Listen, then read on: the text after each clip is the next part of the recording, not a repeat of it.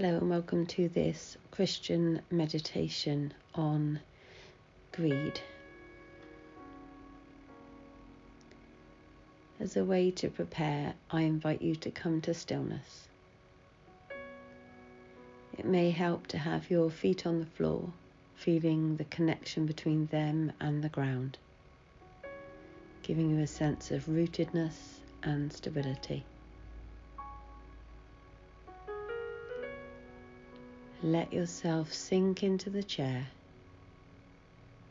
dropping the shoulders, allowing yourself to be held and supported.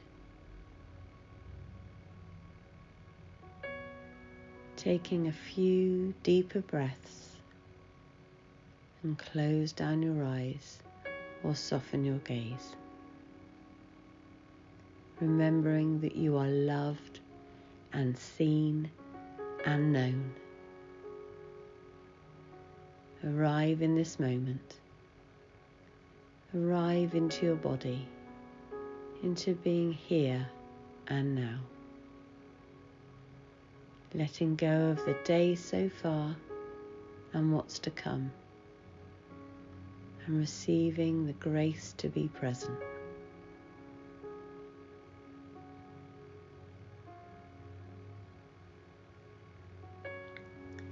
We're continuing this series, People Who Met Jesus.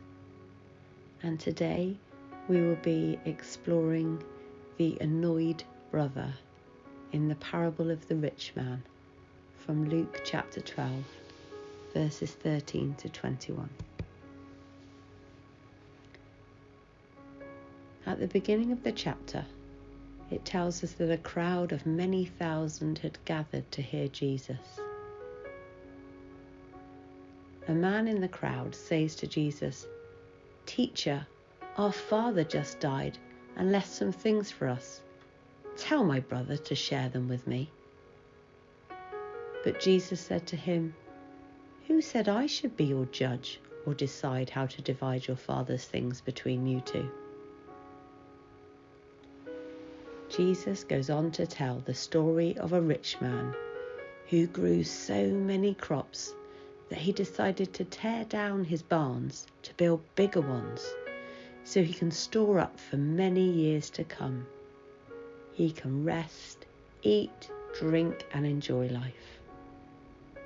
But God said to that man, "Foolish man, tonight you will die. So what about the things you prepared for yourself? Who will get those things now?" Take a deep breath in. Hold for a moment and then exhale. Many people hear this parable and wonder, why is the rich farmer called a fool? Isn't he a wise and responsible person? Surely he has a thriving business and he will have ample savings set aside for the future. He will be able to enjoy his golden years. Isn't that what we're encouraged to strive for? Isn't it wise and responsible to save for the future?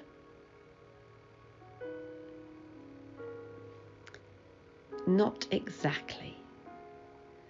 The rich farmer is a fool not because he is wealthy or because he saves for the future, but because he appears to live only for himself, and because he believes that he can secure his life with his possessions.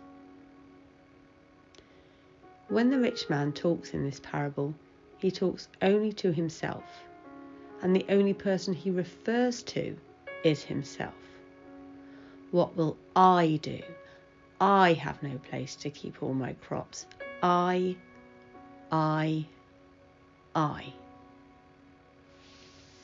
The rich man's land has produced abundantly, yet he expresses no sense of gratitude to God or to the workers who helped him.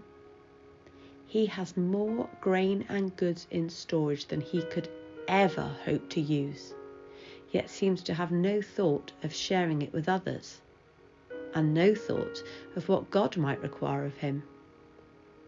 he is blind to the fact that his life is not his own to secure, that his life belongs to God, and that God can demand it back at any time.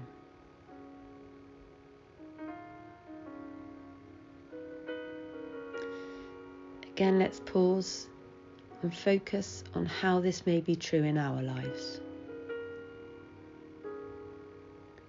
Marketing is everywhere, convincing us all the products we need to complete our lives, enticing us with new gadgets, fashions, diets, household appliances, you name it. What we have is never quite enough. Do we really need these things? Or perhaps it is vanity, or wanting to fill some emptiness that's inside us. Like the rich farmer, we are tempted to think that having large amounts of money and possessions stored up will make us secure. Sooner or later, we learn that no amount of wealth or property can secure our lives. It can't protect us from genetically inherited disease or from a tragic accident. No amount of wealth can keep our relationships healthy and our families from falling apart.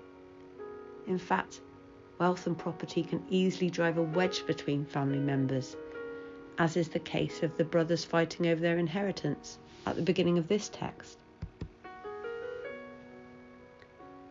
Most importantly, no amount of wealth can secure our lives with God. In fact, Jesus repeatedly warns that wealth can get in the way of our relationship with God. Be careful, he says. Guard against all kinds of greed. People do not get life from the many things they own. It is not that God doesn't want us to save for retirement or future needs. It is not that God doesn't want us to eat, drink and be merry and enjoy what God has given us. We know from the Gospels that Jesus spent time eating and drinking with people and enjoying lives. But he was also clear about where his security lay.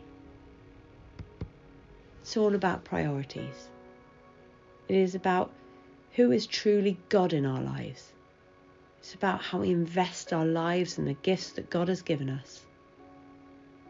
Are our lives aligned to our desires or towards God and his mission to bless and redeem the world?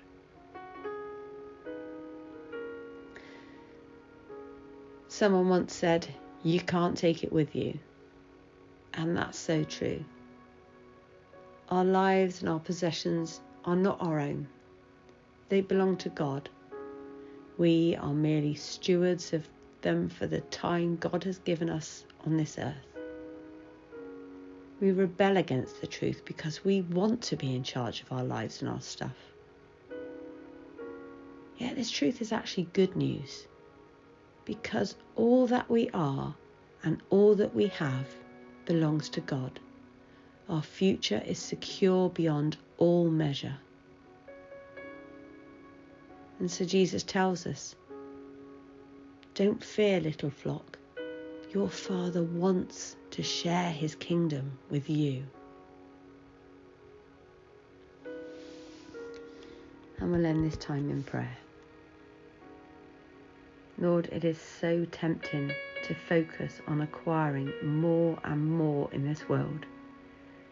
Desires for money, security, possessions and positions cloud my vision each and every day. Instead of the world telling me what I need, teach me to be satisfied with what you provide. Forgive me for being greedy and wanting just that little bit more. Focus my heart on enlarging your kingdom over building up a nest egg. Steer me away from greed and remind me that it is a modern form of idolatry.